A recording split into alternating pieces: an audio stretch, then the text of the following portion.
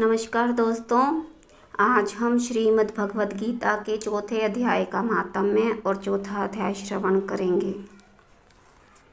श्री भगवान कहते हैं, प्रिय, अब मैं चौथे अध्याय का महात्म्य बतलाता हूँ। सुनो। भगीरथी के तट पर वाराणसी नाम की एक पुरी है।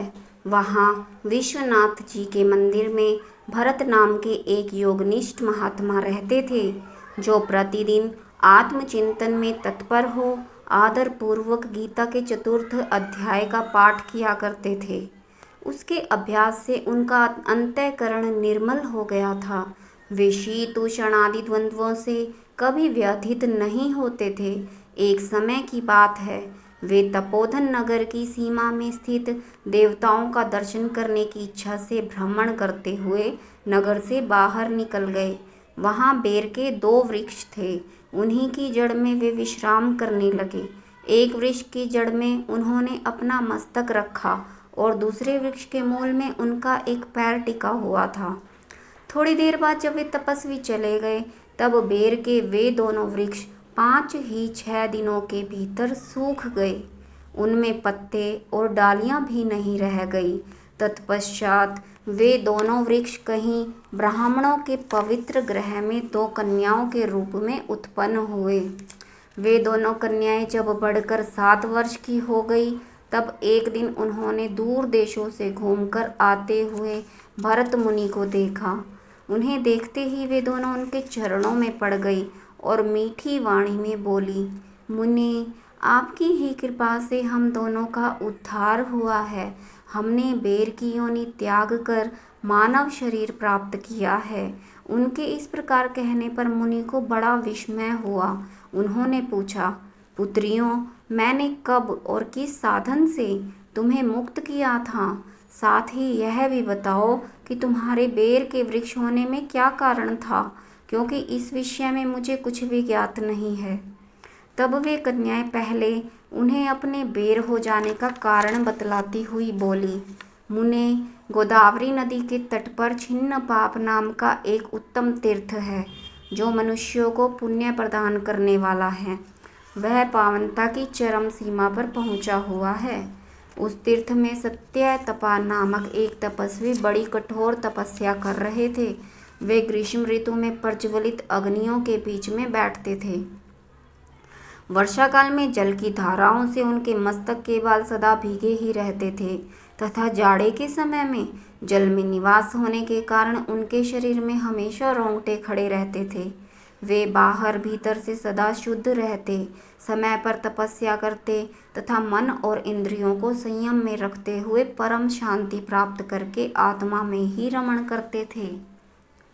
वे अपनी विद्वता के द्वारा जैसा व्याख्यान करते थे, उसे सुनने के लिए साक्षात ब्रह्मा जी भी प्रतिदिन उनके पास उपस्थित होते और प्रश्न करते थे।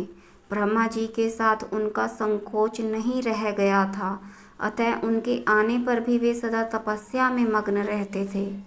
परमात्मा के ध्यान में निरंतर संलग्न रहने के कारण उनकी तपस्या सदा बढ़ती रहती थी।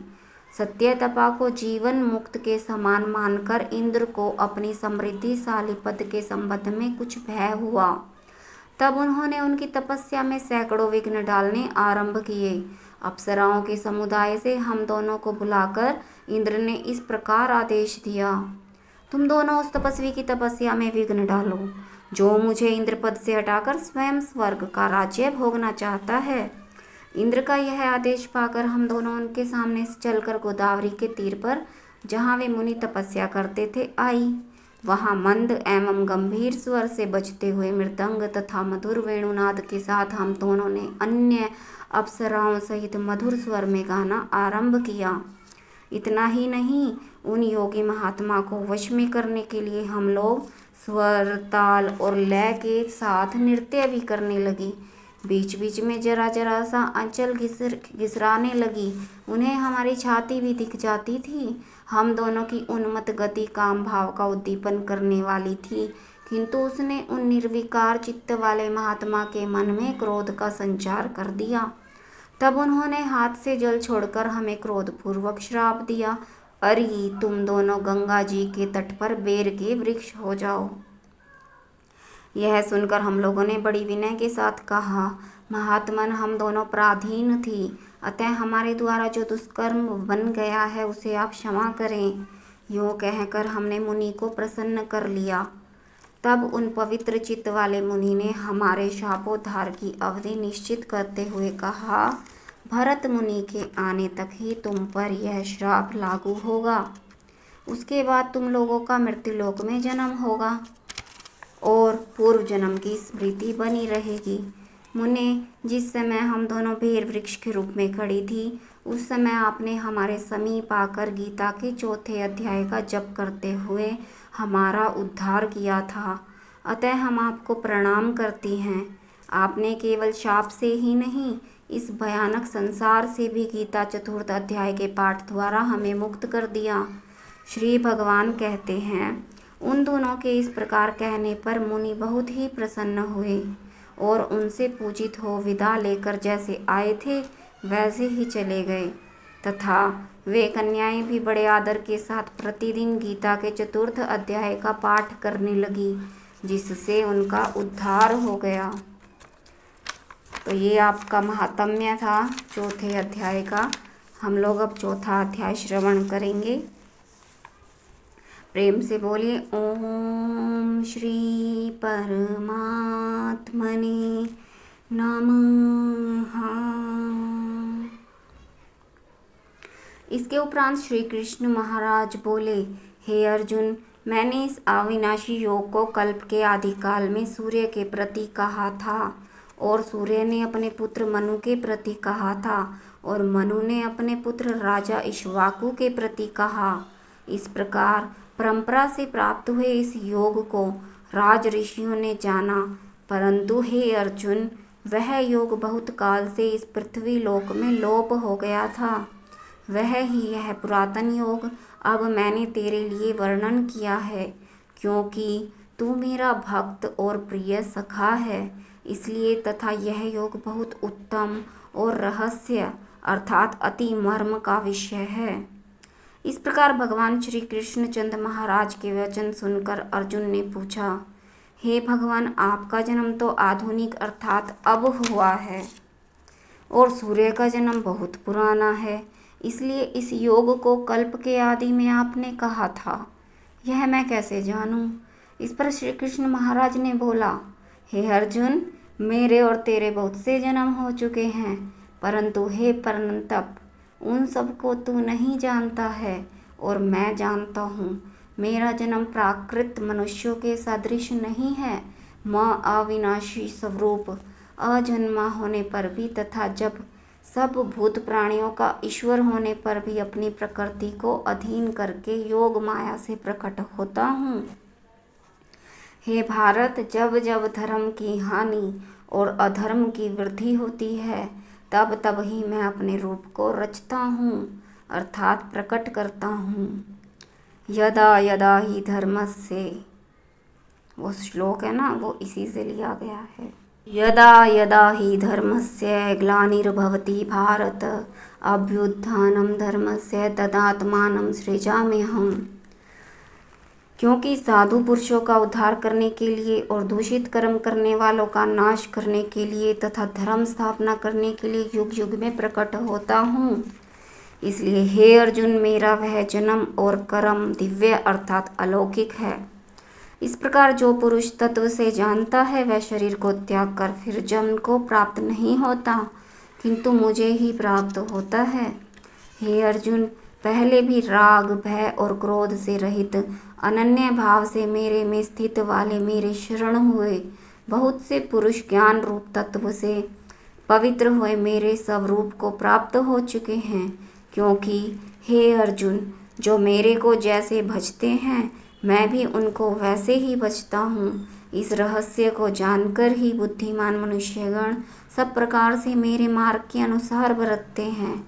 जो मेरे को तत्व से नहीं जानते हैं वे पुरुष इस मनुष्य लोक में कर्मों के फल को चाहते हुए देवताओं को पूजते हैं और उनके कर्मों से उत्पन्न हुई सिद्धि भी शीघ्र ही होती है, परंतु उनको मेरी प्राप्ति नहीं होती।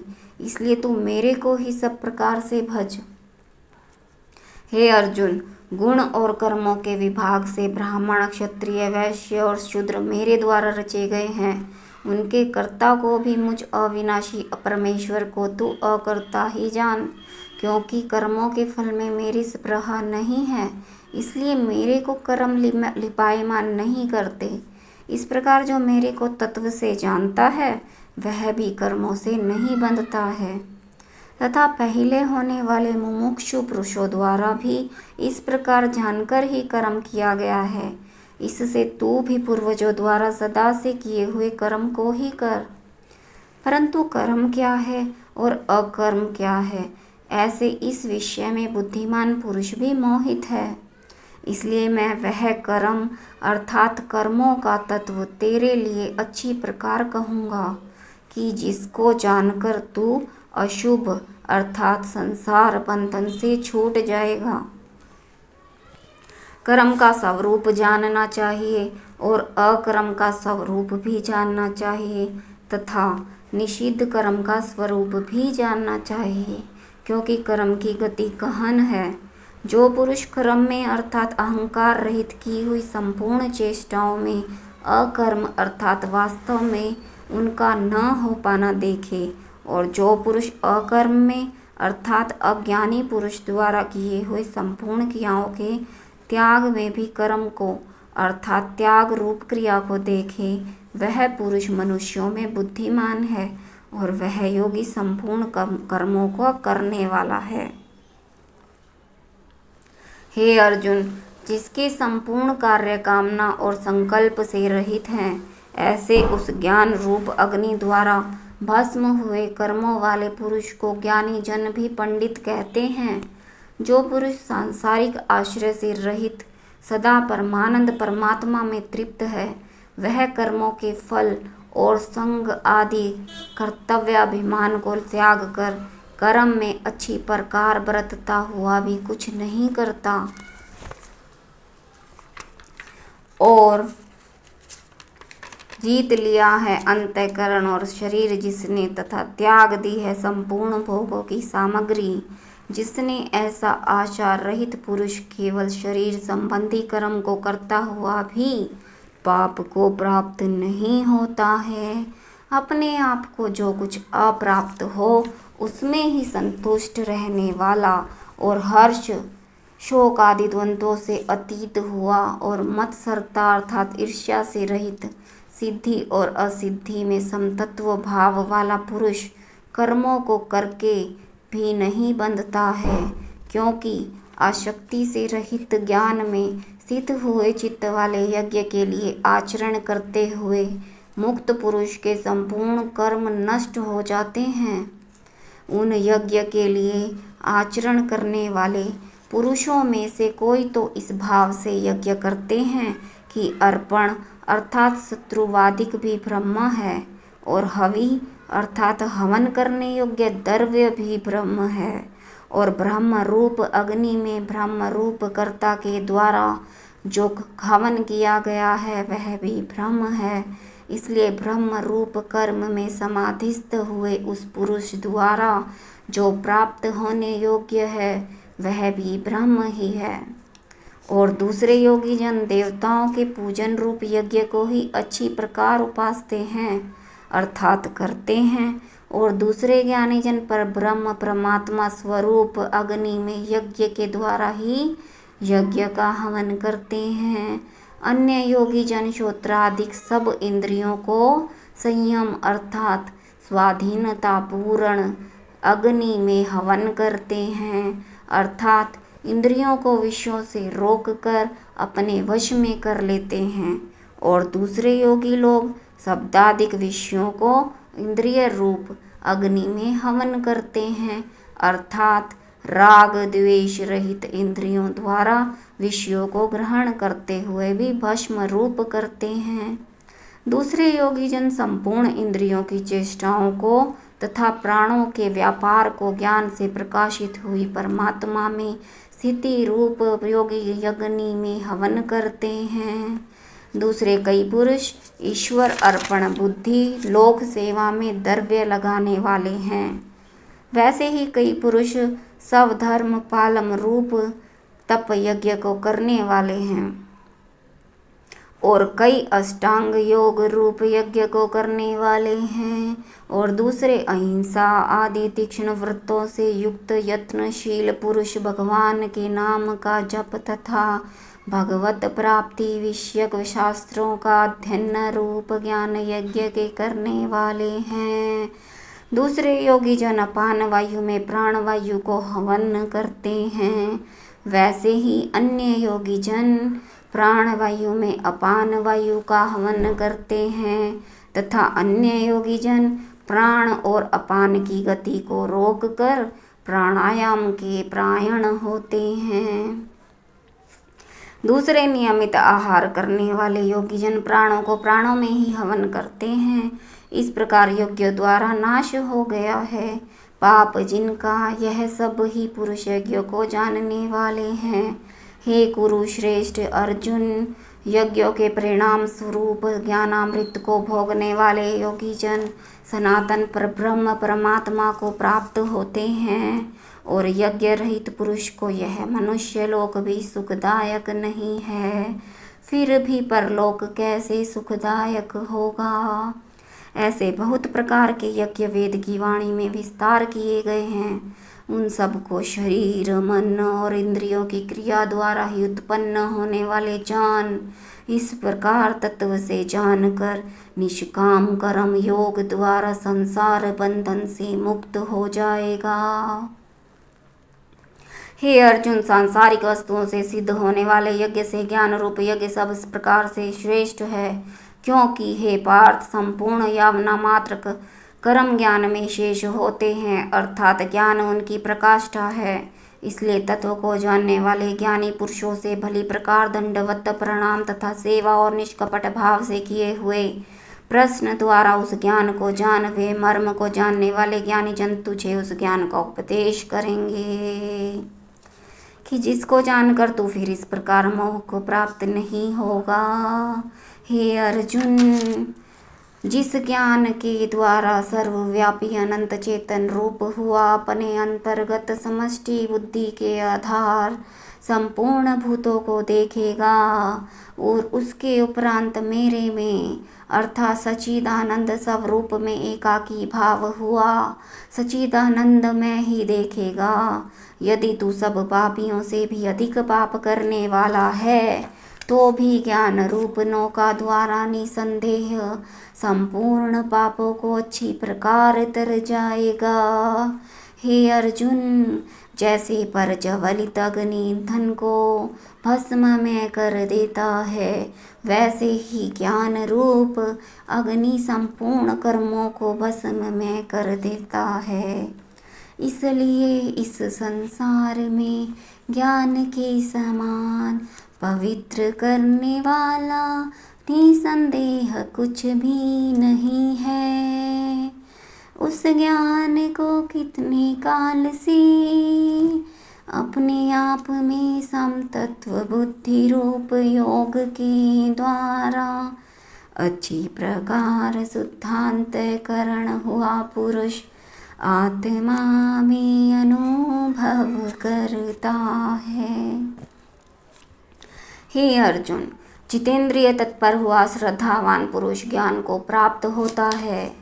ज्ञान को प्राप्त होकर तत्क्षण भगवत प्राप्ति रूप परम शांति को प्राप्त हो जाता है। हे अर्जुन, भगवत विषय को जानने वाला और न जानने वाला तथा श्रद्धा रहित और संशय युक्त पुरुष परमार्थ से भ्रष्ट हो जाता है। उनमें भी संशय युक्त पुरुष के लिए तो न सुख है और न यह लोक है न परलोक है, अर्थात यह लोक और परलोक दोनों ही उसके लिए भ्रष्ट हो जाते हैं। हे धनंजय, समतत्व बुद्धि रूप योग द्वारा भगवद अर्पण कर दिए हैं संपूर्ण कर्म जिसने और ज्ञान द्वारा नष्ट हो गए हैं सबके संशय। ऐसे परमात्म परायण पुरुष को कर्म नहीं बांधते। इससे ही भरतवंशी अर्जुन, तू समतत्व बुद्धि रूप योग में स्थित हो और अज्ञान से उत्पन्न हुए हृदय में स्थित इस अपने संशय को ज्ञान रूप तलवार द्वारा छेदन करके युद्ध के लिए खड़ा हो।